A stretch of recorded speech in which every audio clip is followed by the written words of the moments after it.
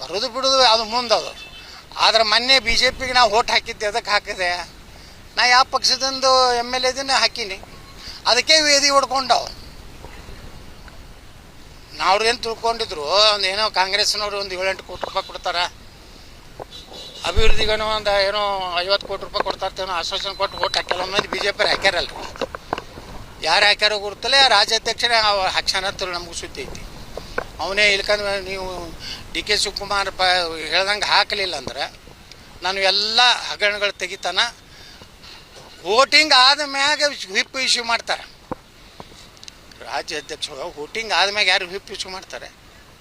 ವೋಟಿಂಗ್ಗಿಂತ ಮೊದಲು whip issue ಮಾಡ್ತಾರೆ. ಅವ್ರು ವಿಪ್ ತೊಗೊಲಿ, ಅವ್ರ ಮನೆಗೆ ಹೋಗಿ ಹಚ್ತಾರೆ. ಇವು ಅಧ್ಯಕ್ಷ ಅಲ್ಲಿ ಓಟ್ ಹಾಕಿ ಬರ್ತಾರೆ, ಅಲ್ಲಿಂದ ವಿಪ್ ಬರ್ತಾರೆ. ಅಂದ್ರೆ ಭಾರಿ ವ್ಯವಸ್ಥಿತವಾಗಿ DK ಶಿವಕುಮಾರ್ಗೆ ಸಹಾಯ ಮಾಡಲಿಕ್ಕೆ ಈ ರಾಜ್ಯಾಧ್ಯಕ್ಷ ಅತ್ಯಂತ ನಾಚಿಕೆಗೇಡಿ ಕೆಲಸ ಈ ರಾಜ್ಯದಲ್ಲಿ ಮಾಡ್ಯಾರ. ಹೌದು, ನಾ ಯಾಕೆ ಕೊಟ್ಟೆ ಅಂದ್ರೆ ನೋಡ್ರಿ, ನಾ ಬರೀ ಹೋಗಿ ಅಲ್ಲಿ ನಾನು ಏನಾರು ಓಟ್ ಹಾಕಿದ್ರೆ ಈ ನನ್ನ ಮಕ್ಕಳು ಅದಾರಲ್ಲ, ಅವನು ಫೇಕ್ ಅಕೌಂಟ್ ಅದಲ್ಲ ಸಾಮಾಜಿಕ ಜಾಲದ, ಆದರೂ ಹಾಕಿದ್ರು ಅವರು. ಯತ್ನಾಳರು ಕಾಂಗ್ರೆಸ್ಗೆ ಹಾಕಿದ್ದಾರೆ ಅನ್ನೋ ಸಂದೇಹವಿದೆ.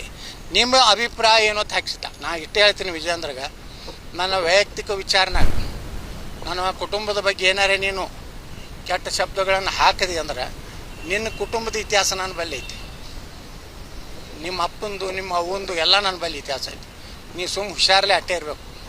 ನಿನಗೆ ನಕಲಿ ಏನೋ ಫೇಸ್ಬುಕ್ನಾಗ ಅಕೌಂಟ್ ಮಾಡಿ ಅಸಹ್ಯ ಬರೆಸ್ತೀಯಲ್ಲ, ನಿನ್ನ ಇತಿಹಾಸನೂ ನನಗೆ ಗೊತ್ತೈತಿ.